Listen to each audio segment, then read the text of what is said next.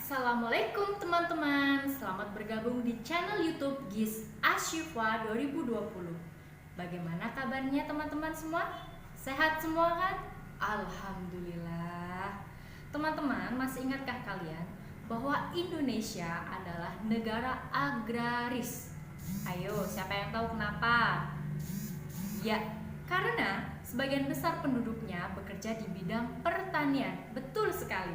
Nah, pertanian itu sendiri merupakan jenis usaha yang dikelola secara pribadi atau perorangan atau sendiri. Nah, hari ini kita akan belajar tema 8, lingkungan sahabat kita dengan submateri jenis-jenis usaha. Check it out. Setiap orang melakukan kegiatan. Salah satunya bertujuan untuk memenuhi kebutuhan hidupnya. Kegiatan untuk memenuhi kebutuhan hidup ini disebut dengan kegiatan ekonomi. Nah, berdasarkan pengelolanya, usaha ekonomi dapat dibedakan menjadi dua, yaitu ekonomi yang dikelola sendiri dan yang dikelola oleh kelompok. Nah, teman-teman, kegiatan ekonomi.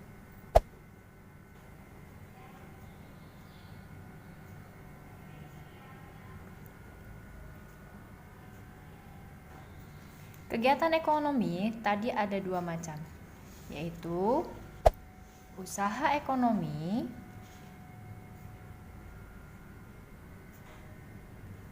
yang dikelola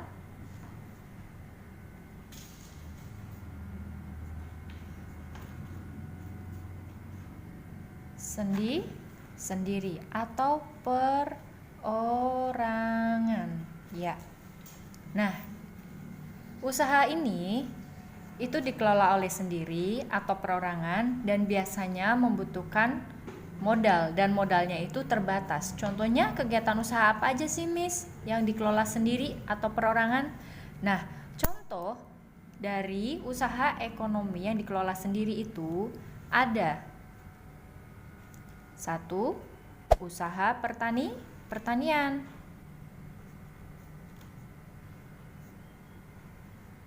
Usaha pertanian. Usaha pertanian itu kebanyakan mengelola usaha pertanian secara perorangan dengan modal terbatas. Tapi walaupun demikian, usaha pertanian itu dilakukan secara besar-besaran. Hanya beberapa orang saja yang bisa melakukannya. Nah, itulah tentang usaha pertanian. Kemudian contoh yang kedua itu ada industri kecil.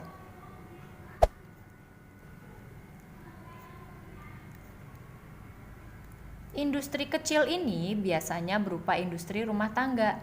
Industri kecil biasanya dikelola secara perorangan. Contohnya seperti apa ya teman-teman? Ya, seperti usaha kerajinan, mebel, kursi, dan lemari, ya kan? Kemudian ada juga industri keramik, kerajinan anyaman, dan lain-lain. Nah, itulah tentang industri kecil. Kemudian contoh apa lagi? Ya, yang ketiga itu ada usaha perdagangan. Usaha perdagangan. Usaha perdagangan. Usaha perdagangan ini dikelola secara perorangan. Ya. Kemudian biasanya perdagangan dalam jumlah yang kecil dan menengah. Contohnya usaha apa, teman-teman? Perdagangan usaha membuka toko kecil seperti toko kelontong milik Ibu Udin contohnya. Kemudian contoh yang lain membuka warung, ada penjajah keliling, kemudian pedagang kaki lima, pedagang di lapak-lapak pasar, dan pedagang hasil bumi lainnya. Itu adalah usaha perdagangan. Nah, kemudian contoh yang keempat, usaha yang keempat ini ada usaha jasa. Teman-teman tahu kan jasa? Nah, usaha jasa ini dikelola secara perorangan. Seperti jasa apa ya yang dikelola secara perorangan? Nah, betul sekali, seperti usaha salon, bengkel, tukang cukur. Nah, itu adalah usaha bidang jasa.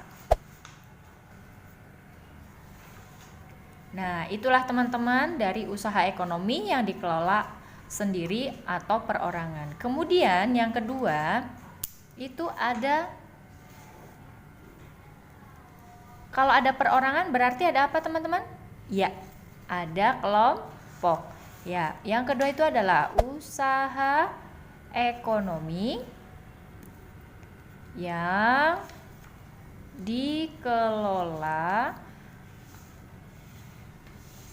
kelompok. Namanya aja kelompok ya teman-teman. Seperti tadi, kalau dikelola sendiri berarti dia itu seorangan, perorangan. Tapi kalau dikelola oleh kelompok berarti dia itu dijalankan secara bersama-sama atau berkelompok, baik dalam hal modal, pengelolaan, maupun dalam hal bagi hasil. Contoh ekonomi yang dikelola secara bersama-sama itu ada beberapa, seperti firma, CV, PT, BUMN, perusahaan daerah, dan koperasi. Nah, itulah contohnya. Yuk kita tulis satu-satu ya. Yang pertama itu kita ada firma.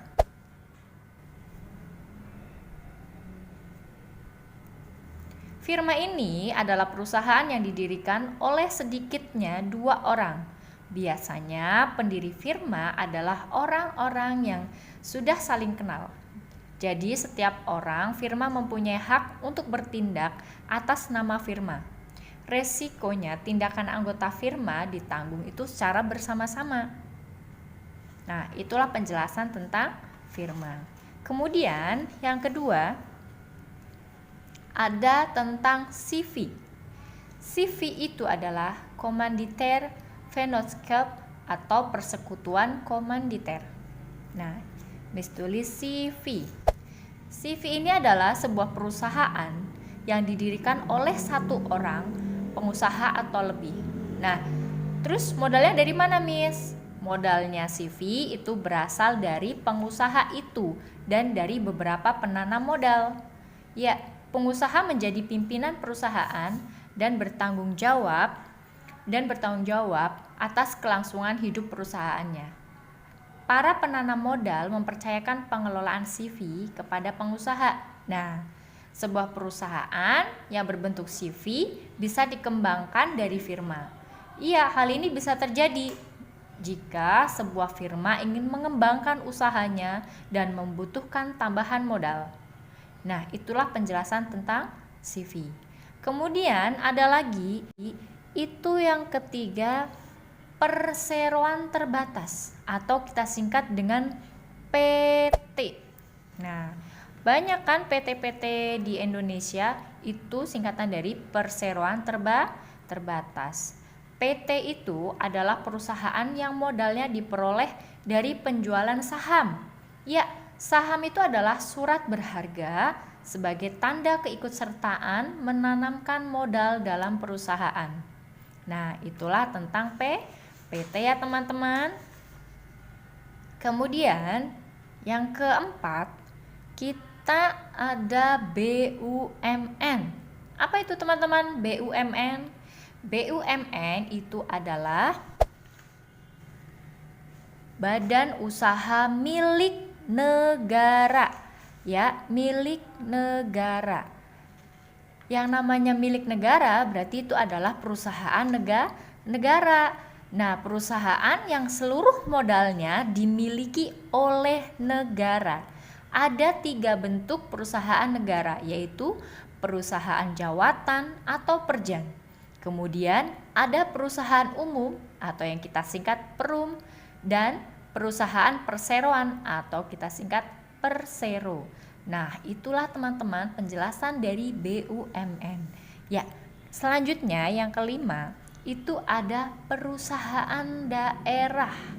Ya, perusahaan daerah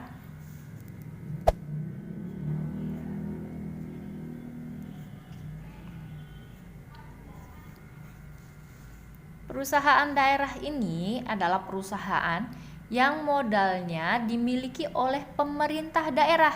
Ya, namanya juga perusahaan daerah. Jadi, dia itu pemiliknya adalah pemerintah daerah. Nah, Miss, tujuannya untuk apa sih, Miss, perusahaan daerah? Itu tujuannya pendirian perusahaan daerah itu yaitu untuk melaksanakan pembangunan ekonomi daerah dan pembangunan ekonomi nasional. Selain itu, perusahaan daerah juga bertujuan untuk memenuhi kebutuhan rakyat dan menyediakan lapangan kerja dalam rangka menuju masyarakat adil dan makmur. Nah, itulah penjelasan tentang perusahaan daerah. Selanjutnya, ada satu usaha ekonomi yang dikelola secara kelompok. Keunikannya yaitu koperasi ini berdiri atas asas kekeluargaan, di mana modal dan hasil usahanya bukan dari pemerintah ataupun saham, melainkan dari para anggota koperasi tersebut. Ya, usaha selanjutnya yaitu adalah koperasi. Nah, koperasi. Di Indonesia ada 5 bentuk koperasi, yaitu koperasi konsumsi, koperasi simpan pinjam, koperasi produksi, koperasi jasa, dan koperasi serba usaha. Nah, teman-teman, inilah penjelasan tentang kegiatan ekonomi di Indonesia. Terima kasih teman-teman telah menonton video kami. Jangan lupa ya, like, comment, share, and subscribe.